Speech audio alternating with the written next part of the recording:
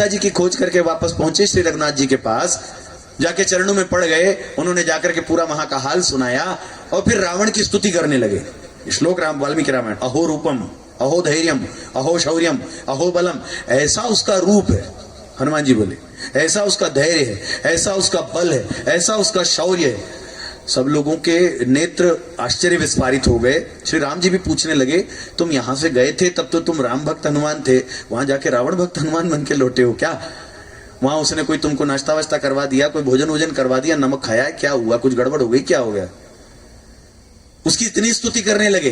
हनुमान जी ने एक बात कही थी और उससे हमको बोध होगा राम और रावण में अंतर क्या है। हम लोग श्री राम के उपासक हैं, रावण के थे नहीं, है नहीं, हो सकते नहीं। हनुमान जी ने कहा, ऐसा अद्भुत तो उसका रूप, ऐसा अद्भुत उसका शौर्य, ऐसा तो बल, विलक्षण ये सब कुछ है। अगर उसमें एक धर्माचरण और होता तो आप में और रावण में कोई अंतर नहीं रह जाता। रावण में धर्म का बोध तो बहुत है, धर्म का प्रकांड पंडित था, अद्भुत ज्ञाता था, मगर आचरण नहीं था। और आचरण नहीं था तो उस बोध को हमने नहीं पूजा। ध्यान दीजिएगा, हमारे यहां आचरण पूजा जाता है, बौद्धिक ज्ञान नहीं पूजा जाता।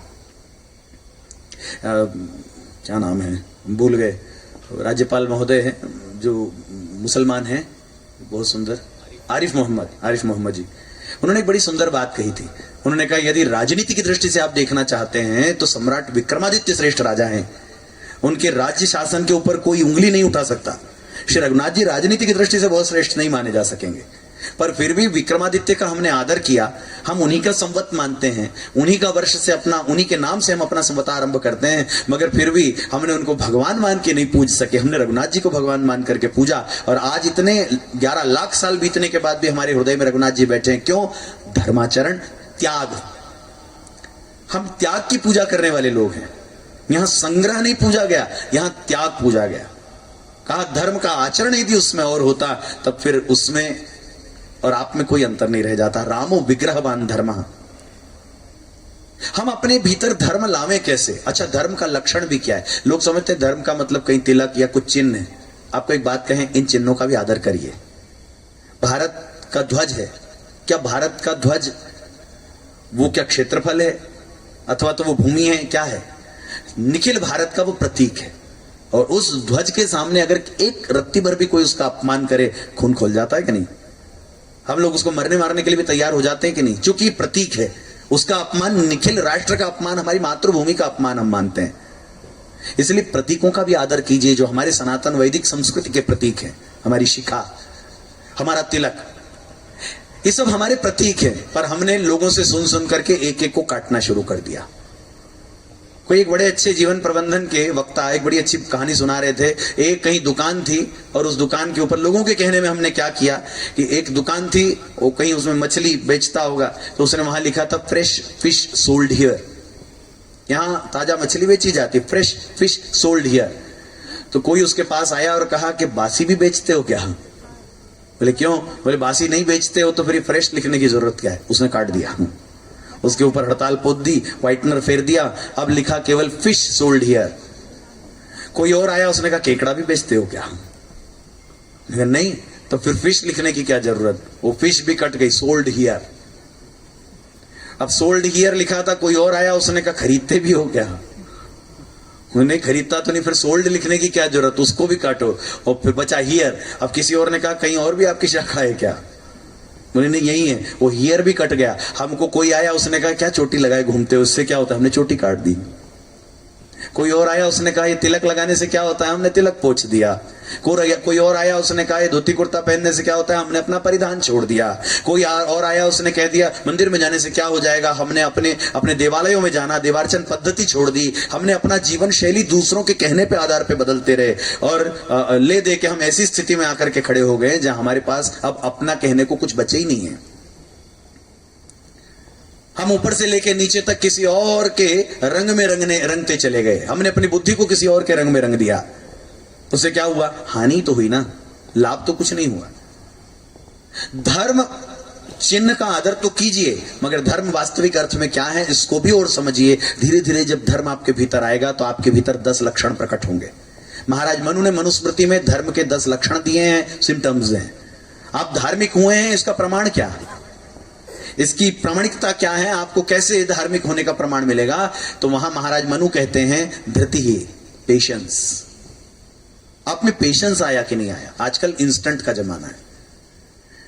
लोग बाग पहले इडली डोसा बनाते थे, रात भर चावल दाल गला के रखते थे, लोगों को उतना भी वेट नहीं हुआ तो instant dhokla, instant dosa, instant फलाना, इंस्टेंट गुलाब जाम, इंस्टेंट, तुरंत चाहिए। हम में धैर्य खत्म हो गया और इसीलिए अंदर से हम विचलित हो गए। धैर्य कब आता है? जब विश्वास होता है। ध्यान देना, जब आपके भीतर भगवत विश्वास पक्का होता है, भगवान हैं, यहीं खड़े हैं, तो आपके भीतर धैर्य आता है। आप प्रहलाद का भरोसा नहीं देखते, क्या गजब का विश्वास है। हम लोग अपने आप को धार्मिक कहते, भक्त कहते, मगर क्या हमारे भीतर भगवत विश्वास जरा सा भी उतरा है? जरा विचार करके तो देखिए। प्रहलाद छोटा सा बालक है, 5 साल का, बुआ होलिका की गोद में बैठा हुआ है और दूर दूर तक लकड़ियां जमाई हुई हैं। आग लगानी शुरू की, चारों ओर से लपटें उठने लगी। वो छोटा सा बच्चा मन में विचार करता है, ये अग्नि और इसकी दाहक शक्ति भगवान की इच्छा के बिना तो मुझे नहीं जला सकती, और भगवान परम कृपालु हैं, ये विश्वास उसके भीतर है। आप देखते हैं उल्टा हो जाता है, बुआ जल जाती है, प्रहलाद बच करके बाहर आते हैं। रामचरितमानस के 2 उदाहरण आपको बताएंगे और आप वहां थोड़ा विचार करके देखिएगा, आपको बात सही लगी कि नहीं लगी। एक लक्ष्मण जी महाराज और एक अंगद जी, हमको 2 चरित्र बहुत भाते। इनका भरोसा तो देखिए जरा, कैसा अद्भुत विश्वास। अंतःकरण में बैठा हुआ परमात्मा भी हमको दिखाई नहीं देगा जब तक हमारे भीतर में विश्वास की दृढ़ता नहीं होगी। रामचरितमानस के आरंभ में कहा गया, भवानी शंकर वंदे श्रद्धा विश्वास रूपिणु याभ्याम बिना न पश्यन्ति सिद्धाः स्वांतस्थम ईश्वरम। सिद्ध भी अंतःकरण में बैठे परमात्मा को न देख पाएंगे जब तक अंतःकरण में विश्वास की दृढ़ता नहीं होगी। अब लक्ष्मण जी को देखिए, लक्ष्मण जी खड़े हैं जनकपुरी में, सभा भवन में, धनुष भंग हो चुका है। आप सब प्रसंग जानते हैं रामचरितमानस का, रामायण का प्रसंग कोई ऐसा नहीं भारत में एक छोटा बच्चा भी जानता है। धनुर्भंग हो चुका है, धनुष के 2 टुकड़े हो गए, भूमि में गिरा हुआ है। श्री रघुनाथ जी को किशोरी जी ने, प्रिया जी ने वरमाल धारण करा दिया है। हमारे जीवन के लिए क्या शिक्षा मिल रही है? जिस समय परशुराम जी महाराज वहां पर आए, और ये वो व्यक्ति हैं जो न बड़ा देखते, न बूढ़ा देखते, न बच्चा देखते, केवल क्षत्रिय शब्द सुनना, और उनके हाथ में फरसा है, वो तुरंत चल जाता है। हाथ में फरसा लेके खड़े हैं, लक्ष्मण जी उनको चिढ़ा रहे हैं। आप देखते हैं, हाथ में फरसा लेके खड़े और कहते परसु बिलोक महीप कुमारा। लक्ष्मण जी नीचे खड़े, 15 साल का लड़का है, ऊपर वो फरसा है, जरा सा कहीं अगर वो हिल गया, गर्दन पे आ गया तो गर्दन धड़ से अलग हो जाएगी। मगर ऐसे समय में भी कोई शांत रह सकता है, कौन? जिसके भीतर विश्वास पक्का होता है। समस्याएं बड़ी नहीं है, परमात्मा की करुणा बहुत बड़ी है। समस्याएं बहुत ज्यादा शक्तिशाली नहीं है, हमारा परमात्मा सर्वशक्ति संपन्न है। क्या हमको ये बात का भरोसा आया कभी? ना। एक बात ध्यान दीजिएगा, अगर विचलन है तो समझिएगा विश्वास नहीं है, और विश्वास है तो विचलन किसी दिन हो नहीं सकता। जब तक विश्वास की दृढ़ता नहीं होगी, विचलन तो बना ही रहेगा, और हम सब विचलित हैं। इसीलिए तो आजकल साइकेट्रिस्ट की दुकान अच्छी चल रही।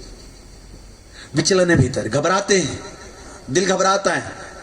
हमको सदगुरु की शरण ग्रहण करनी पड़ेगी। ऐसे समय में एक स्थान तो कम से कम ऐसा हो जब हमारे भीतर का भाव हम कन्फेस कर सके किसी के सामने। हमको बड़ा सुंदर भाव लगता है सरदारों में, गुरुद्वारे में जाकर के वो अपने हृदय का भाव कन्फेस करते हैं, उसको निवेदन करते हैं, और वहां से जो समाधान मिले उसको फिर मानते भी हैं। आप ईसाइयों में ही देखिए, चर्च में कन्फेशन बॉक्स होता है, वहां जाकर के वो अपना कन्फेस करते हैं। हमारे यहां भी तो सदगुरु के पास जाकर के आत्मनिवेदन ही था। ये जो अर्जुन ने श्री भगवान के पास गीता के रूप में पहले अध्याय में किया, वो क्या था? वो कन्फेशन ही तो था। अपने भीतर समस्याओं को बहुत दबा दबा करके मत रखिए, घुटिए मत। एक स्थान ऐसा बनाइए जहां जाकर के फूट के रो पड़िए, कोई बात नहीं। जहां जाकर के आप अपना हृदय खोल करके रख दीजिए, आपको समाधान मिलेगा। आप साइकेट्रिस्ट के पास जाने से बच जाएंगे, आप अगर दिल खोल करके जीते हैं।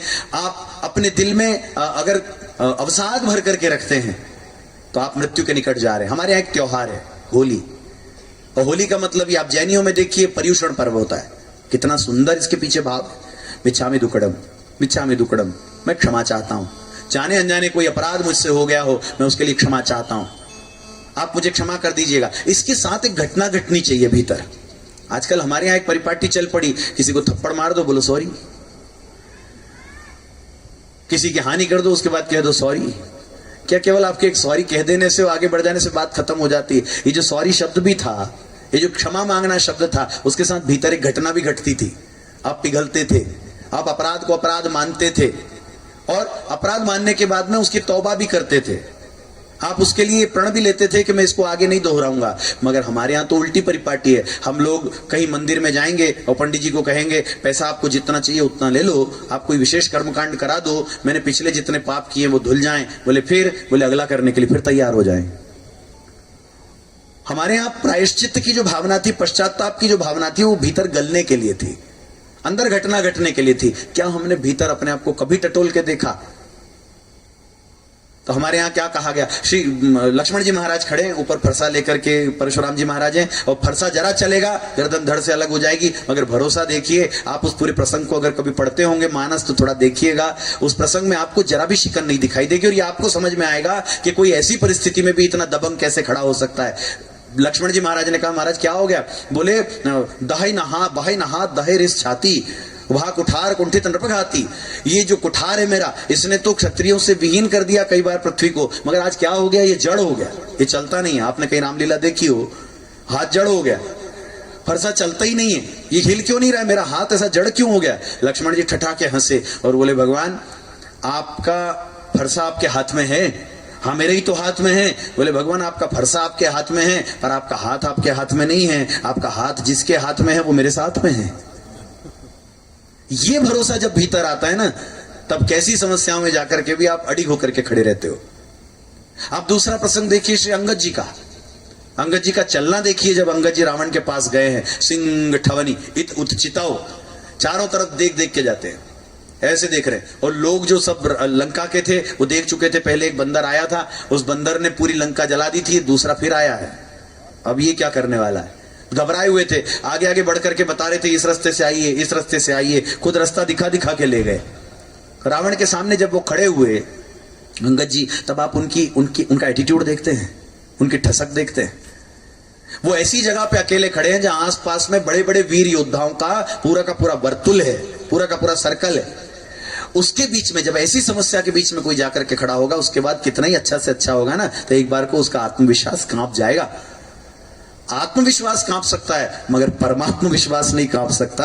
श्री अंगद जी के भीतर परमात्म विश्वास है, और इतना चिढ़ करके बोले हैं। वो कहते हैं एक काम करो, अपने दांतों में तिनका दबा लो और अपनी पत्नी मंदोदरी को आगे लेकर के चलो, भगवान के सामने जाके त्राही त्राही करो तो अभय करेगो, तो ही भगवान तुझे अभय कर देंगे। रावण देखता रह गया, कहा तू यहाँ पे संधिदूत बन के आया है कि चिढ़ाने आया है? उल्टा युद्ध करने के लिए आया है।